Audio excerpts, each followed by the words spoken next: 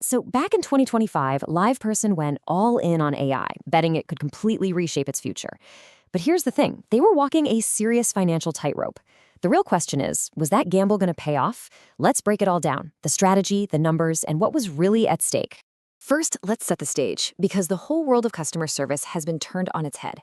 I mean, think about it. The days of being stuck on hold, listening to terrible music, or waiting forever for an email back, they're pretty much over. We now expect instant, smart, and automated conversations with the businesses we use. And this really shows you the before and after picture. We've all moved from that super frustrating, disconnected experience to demanding a smooth AI-first journey. And this isn't just some passing trend, It's the new normal.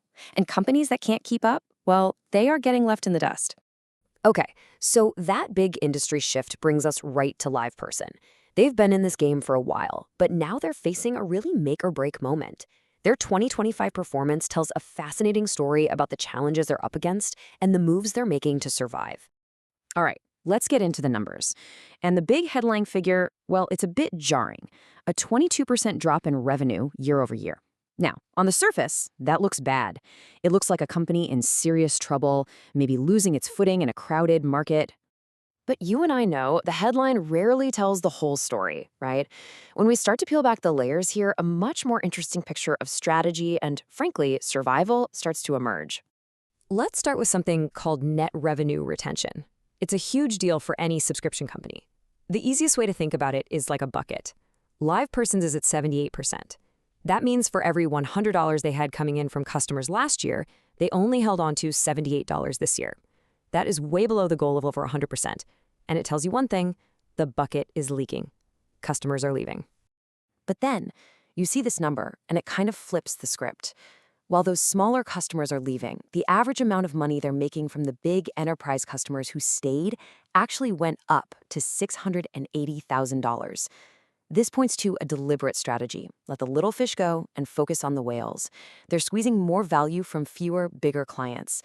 So, to stop the financial bleeding, management basically had to perform what you could only call corporate surgery. They cut their global workforce by a massive 35%. I mean, that's a huge, painful move, but it was absolutely aimed at stabilizing the ship so they could focus their resources on what really mattered.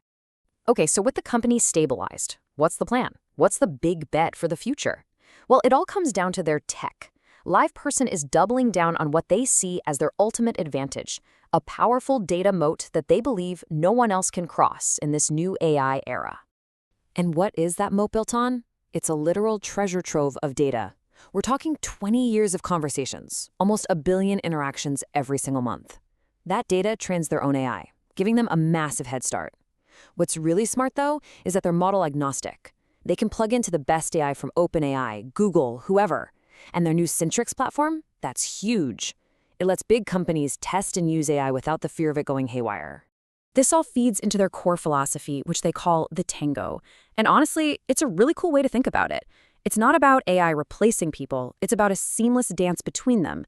You have the human agent, LivePerson's bots, and those powerful third-party AIs all working together with a human always ready to jump in. It's that mix of automation and human touch that they're betting on. But for all of this impressive technology, there's a huge catch. LivePerson is walking a financial tightrope. And the entire argument against the company, the whole bear case, it really boils down to just one thing: cash. See, when you look at their balance sheet, it says $95 million in cash. Sounds like a lot, right? But here's the thing you have to understand. A debt agreement forces them to keep $60 million parked in the bank at all times. So their actual usable cash, the money they have for operations, for investment, for surviving a bad quarter, was only $35 million. That is an incredibly thin safety net. And this is where things get really tough, because that financial shakiness, it creates this vicious cycle. This analyst report says it all. Customers are getting nervous. That uncertainty about whether LivePerson will even be around next year makes it way harder to sign big, new deals. And that, of course, just makes that leaky bucket problem even worse. So what do you do with all this?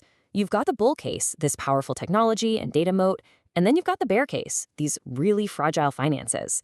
So what's the verdict? Well, an independent analysis paints a pretty stark picture. It's a company in a desperate race against time.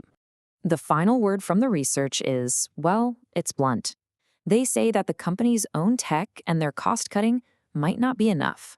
Survival, they argue, probably depends on an external lifeline, either a big strategic investment or maybe even getting bought out by a bigger company that wants to get its hands on all that data. And that leaves us with the one single massive question. LivePerson has world-class technology. They have a data advantage that's almost impossible to replicate, but they are burning through a very, very limited supply of cash. The question for 2026 and beyond is brutally simple. Can their innovation build value faster than their financial clock runs out?